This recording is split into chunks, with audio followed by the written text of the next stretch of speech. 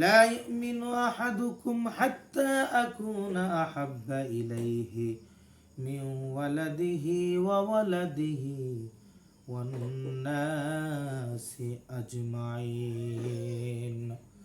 আল্লাহর নবী সাল্লাল্লাহু আলাইহি সাল্লাম বুখারী এবং মুসলিম শরীফের হাদিসে স্পষ্ট ভাষায় বললেন, ততক্ষণ পর্যন্ত তোমরা মুমিন হইতে পারবে না, ঈমানদার হইতে পারবে না, যতক্ষণ পর্যন্ত আমি নবীকে ভালো না বাসবা।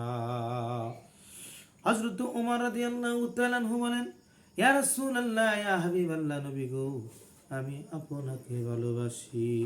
আল্লাহর নবী সাল্লাল্লাহু আলাইহি সাল্লাম বললেন, তুমি কতটুকু আমাকে ভালোবাসো?